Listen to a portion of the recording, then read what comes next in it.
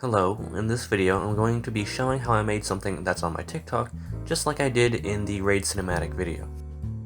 This time I'm experimenting with particle effects in order to create a time travel cinematic. As you can see, I'm recycling the parts of another TikTok shown here. Basically, I've just replaced the villagers with invisible armor stands holding clocks. Next, I'm trying to add some floating clocks into the mix so that not all of the clocks follow the same path. In an effort to do that, I'm creating small pits where mobs will bob up and down, and that will cause armor stands above them to bob up and down just like the floating effects that I described, except the armor stands will be invisible and the only thing visible will be the clocks that they're holding. Of course, that means I have to name both the mobs that I chose, which in this case was creepers, and create name tags for the armor stands themselves. As you can see, I'm using the /execute command to teleport the armor stand 50 blocks above where the creeper is and have it repeat the motions, which is the bobbing the creeper is doing. As you can see with the first example, we get a nice floating effect. I ended up adding 2 more of these floating clocks, and here's the final result. Since this is a time travel cinematic, I want time to be forwarded and reversed in the background, and for that I'm using this command block and a hopper clock combination. Basically, this hopper clock alternates which command block gets the redstone signal, and each of these command blocks either forwards or reverses time. So time will always be forwarded or reversed as long as this hopper clock is active.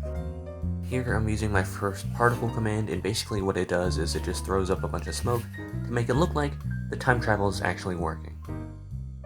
Then I'm using another particle command to add enchanting table particles to the floating clocks that I added, just to sort of add to the magic element of the cinematic. So at this point I have the smoke command block just running constantly, but the problem is I only want the smoke to appear at the second half of the cinematic, so I'm using a hopper clock to basically make the smoke turn on and off so I can choose what part of the recording I want to actually have as a cinematic.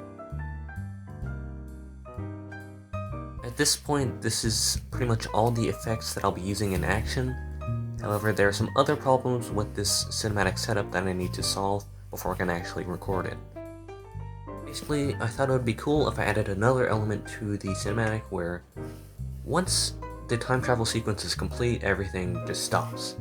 So I started to rig up sort of a Deadman Switch so that when the time travel sequence is quote-unquote complete and I actually just leave the game, all the command blocks involved get disabled so everything stops.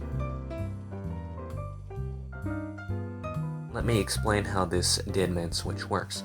So basically, a lot of the command blocks involved use /execute commands targeting my second account, and when these command blocks are activated by the presence of my second account, they actually output a signal into a comparator.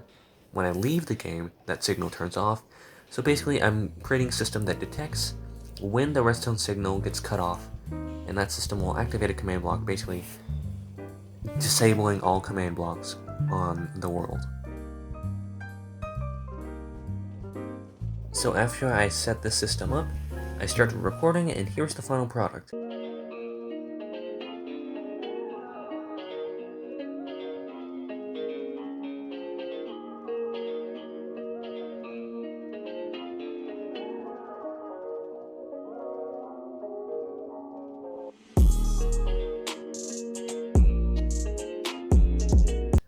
As you can see, there are a couple other clocks in there from a system that I did off camera, but all it does is teleport a ring of clocks around me.